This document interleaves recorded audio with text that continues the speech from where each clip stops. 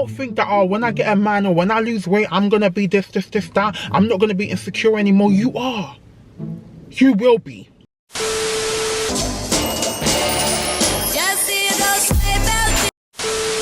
Hey guys, welcome back to my channel. My name is Zogi and I'm a Gemini, which is why this channel is called Zogi the Gemini.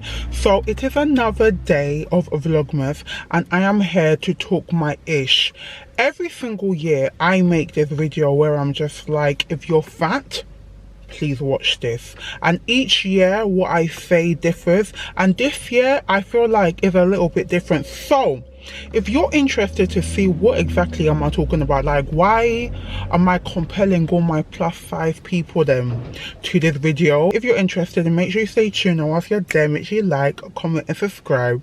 Now let's get into this video. If you've been watching my videos for the past couple of years, you know that around this time I normally do things that fat girls, plus size people in general need to leave in that current year. And that was off the back of, obviously during this time a lot of people are reflective and a lot of people do the videos on mistakes I won't be making in the next year, things I've learned for the current year. And whilst that's the case, the reason why I specifically do for plus size people is because life is different from us in the sense that society always has a way of trying to control us, the way we feel about ourselves, the way people view us and all of that. So before we get into this year's version, I'm actually going to do like a little throwback to where it all started and just like a little clip of the year before and last year, and then we can get into this year. All my plus size sisters out there are things that we need to leave in 2021. By no means should they cross over into 2022. You're fat when you put on the clothes. You're still fat when you wear the clothes. If you like, be wearing black every single day as if you're attending a funeral every day. So now that we went down memory lane, the first thing I would say, yeah, you will always be insecure. And the reason why I say that is everyone has insecurities. Everyone will always be insecure to some degree. How insecure you are obviously varies person to person, but the point I'm trying to make is a lot of times, yeah, you know, when we're big, yeah, we're like, okay, you know, when I lose weight, that's when I can start wearing those dresses. When I lose weight, you know, that's when I'm gonna start going out more. When I lose weight. If you wait till you lose weight to start loving yourself and to start enjoying life, you are going to be miserable. You're going to be miserable in two ways, yeah. So it's either you try to lose weight and it's, you know, you're not necessarily successful, which happens to, I feel like 99% of us, right? So let's say for whatever reason your weight loss journey is not going how you want it to go. You're depressed and then you restrict yourself from living life because you're like, do you get what I mean? It's like a full circle of trauma. So you're like, when I lose weight, that's when I'll start living life. Now you're actively trying to lose weight and for whatever reason it's not working out, yeah. So you're now depressed for the fact you're not losing weight and you're not able to live life. What does that all equate to? It equates to such negative emotions that you'll be feeling about yourself. So that's on one end. The other part is if you're successful in your weight loss journey. Now, let's say for me, yeah, I've lost some weight, as you guys have seen. I'm by no means skinny. I literally never want to be slim. I always want to be plus size to some degree, but just more healthy. Do you get what I mean? Still like got meat on me, but because you know, with the BMI, listen, obesity starts at like 5'14", so I'm gonna be fat. I'm still gonna be obese till I die, most likely. So yeah, if I use myself as an example, right, and even people that I've spoken to who have lost weight, if you think weight loss is gonna make you start loving yourself, I'm telling you, hand on my heart, you are deluded. And I know this sounds harsh. You need to love yourself at every stage of life. And you know, like I say this, yeah, I'm literally saying this and I feel like people are going to watch this and think, oh, bullshit. Do you get what I mean? Maybe you haven't lost enough weight. Do you get what I mean? People don't understand, yeah, what you see in the mirror is dictated by what you think up here. What you see in the mirror, when you look at yourself in the mirror, literally dictated by what you see up here. For years, yeah, I have slimmer friends, right? And my friend can be a size 10, size 12, right? And she will literally say to me, I hate my body. I don't feel like I look good. I feel like I look so big. And I'm looking at her like, is there big in the room of us? Do you get what I mean? I'm looking at like, are you being funny? But it's until I grew up, yeah, and I said it to you guys before, I realized for her, in her mind, though, in her mind, not just her, a few of my friends, in their mind, yeah, they genuinely believe that they look big, right? They genuinely, like, I don't know how the human brain is able to do that. I see a sexy, slim girl, yeah, looking nice, her petite figure. She sees something completely different. Our perception, what we see in the mirror, is directly correlated with what we think about ourselves in our brain. So going back to my point, if you think, yeah, when you lose weight or that's when you start loving yourself, you need to appreciate yourself for who you are, because there is only one you, my sister. There is only one you. If you ever wanted to go on a weight loss journey, even if you don't want to go on a weight loss journey, there is no way you are ever going to love yourself if you don't accept yourself for who you are. That doesn't mean don't make changes, because I could say the exact same thing to myself. You guys know, nobody can't say nothing that I haven't been preaching self-love from whatever kg I was, from however my highest weight. I used to call myself sexy. I used to say I love myself. I used to say I'm good and nice and sweet. And however many kg down, I'm saying the same thing. Do you know what I mean? Because I realized even at my heaviest, that if I don't love and honor myself, who will? If I don't love and accept the fact that, okay, this is the body I'm in, do I want to change it? Yes. Am I going to change it? Yes. You need to love you. Even if you don't, this is more so for people that want to lose weight, yeah? In order for you to do any changes, yeah, you need to love yourself to want different for yourself.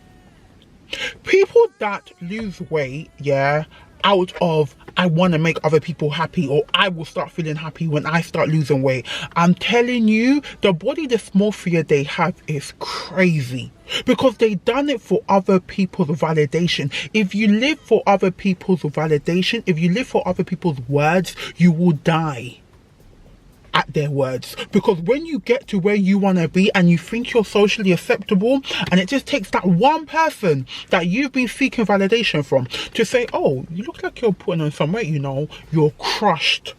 Because you didn't do it for yourself. You didn't love yourself through the journey. You tried to do it like, okay, when I get there, I'm going to start loving myself. No matter what weight you are, and this is not to say, oh, you need to make any changes. That is all down to you. Do you get what I mean? I will never say anyone to make any changes until you are ready to make the change. If you don't want to make the change, love yourself, even if you don't want to make the change. If you want to make the change, love yourself through the change. And that's one of my first points and most key points that I really want to articulate, especially if you're bigger. You will always have insecurities. Don't think that, oh, when I get a man or when I lose weight, I'm going to be this, that. I'm not going to be insecure anymore. You are. You will be. You have to love yourself through those insecurities and love yourself in general. And that's not, a lot of people when they think body positivity or self-love means staying one way. No, it fucking doesn't. No, it doesn't. Body positivity and self-love, in my eyes, is loving and accepting in who you are. But that doesn't mean that if you need to make changes that you won't make the changes. You love yourself enough to want better for yourself. Do you get what I mean? You love yourself, you appreciate yourself, you like adore yourself so much, and you're literally saying to yourself, I want you to live your best life. Whether that's having a more mobility, whether that's being able to fit into different dresses, so you know you can switch up your fashion sense, whatever that means, that's literally saying to yourself, I love you enough to make changes for you. And even if you don't want to make changes, even if you're not at the stage where you can mentally make changes this year, it's literally saying to yourself, I love you regardless of anything. Do you get what I mean? I love you because you are me. And when I say all of this, yeah, it sounds really, you know, kumbaya, but I don't think people realize how much this feeds into, this is like our daily bread. This really feeds into perception. Both, I told you guys before, confidence, self-love and all of that, and self-acceptance. It's not just about, you know, boys or, you know, I want to wear this. It literally dictates how you view the world. Some people will not go for certain jobs because they don't want people to look at them. Some people will not interact with certain people because they don't want eyes on them. That's how much self-love and acceptance plays a part into your day. It can affect even your daily bread. It can affect your money because you're just so in your head about something that you just can't see the way through, and you can't see that you are literally blocking yourself. But anyways, I spent a lot on this first topic. Let's move on to the second one. Second point is, we're going to talk about men. You know, we're going to talk about men very briefly. Anyways, we're going to talk about that very briefly. If you're bigger and you would, my sister, you would be conditioned, yeah, to believe that you deserve bottom barrel, yeah. No, even if you don't believe it, because I've never believed it, but I was aware of the fact that people believe if you are bigger, in terms of the quality of guys that you get, you should be going for the low life, ain't got a dollar to his name, his bum is dry, just like a bottom barrel man, simply because of the size of your body. That's how society and even these podcasts, they continuously, and social media continuously tries to really ram that through our throat, like, no, you deserve less because of the size of you. Men will treat you like shit at any size.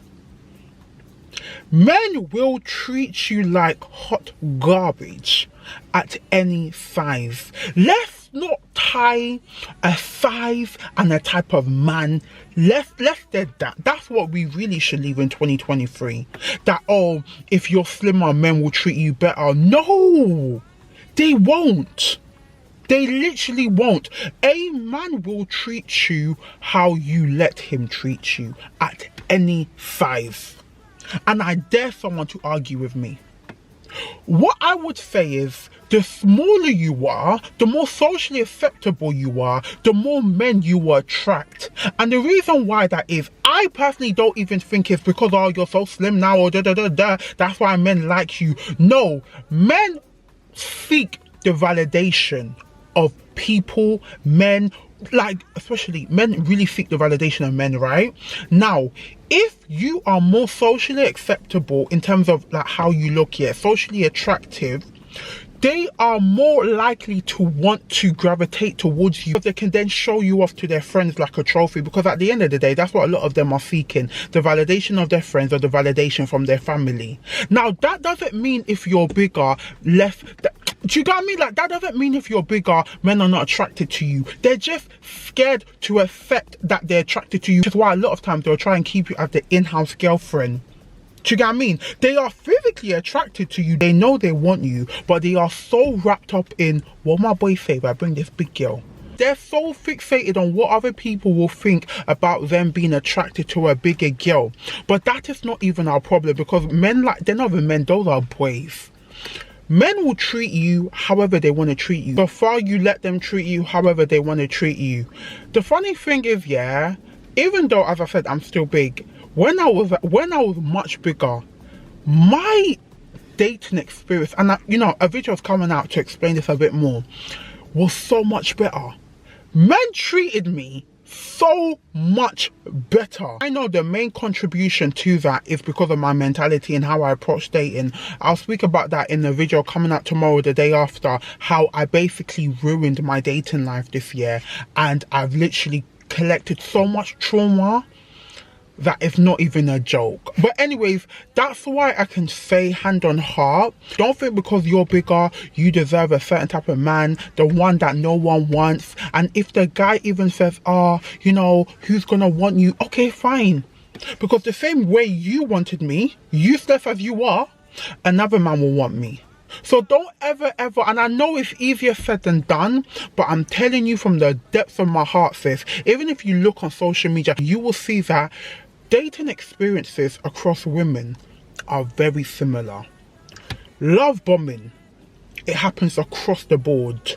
Cheating happens across the, even the most beautiful.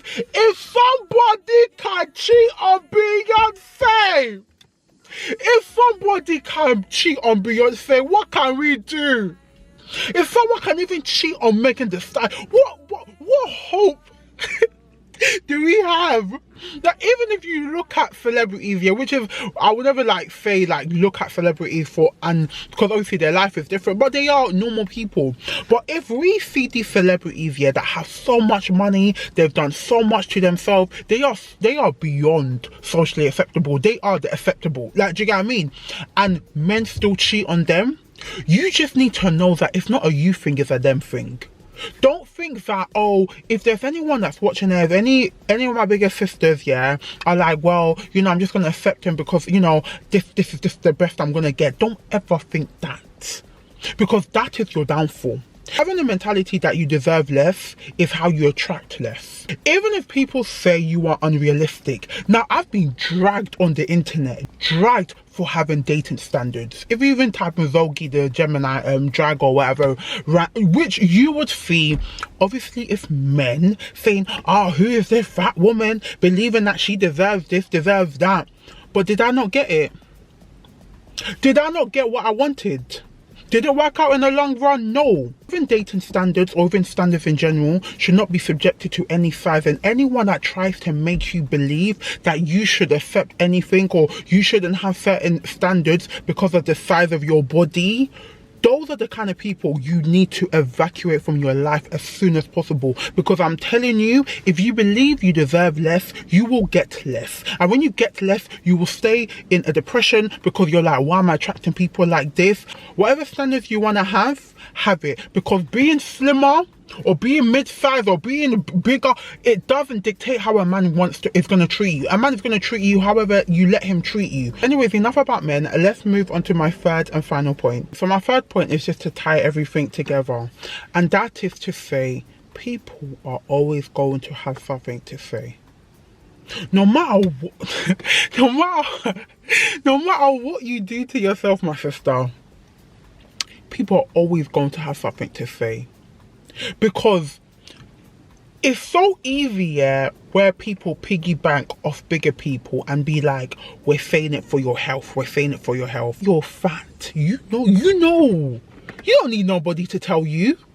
And that's what I used to tell people all the time. I know I'm big, and I'm going to make a change one day. And that's all you need to say. Because when it comes to, and you know, I was having this debate with someone, yeah, and I was essentially saying, I feel like there's a connection between alcoholism, the use of drugs, and obesity. Now, the reason why I say that, and obesity is obviously a much more complex, because people, not all obese people are big because we eat a lot. Do you know what I mean? There's underlying health issues like PCOS, you can have like metabolism issues, there's a multiple issues, but let's just say you are big because of what you consume, yeah, strictly because of like how much calories you intake, you don't track your calories and all of that. A lot of time, I feel like for people who intake a high amount of calories, it's because we see it as a comfort, and it's also an addiction in some ways. And I've said this before, and people disagree, but that's them. When it comes, if someone sees an alcoholic, right, and they've just taken they've consumed a lot of alcohol, people are going to be thinking, I wonder what happened.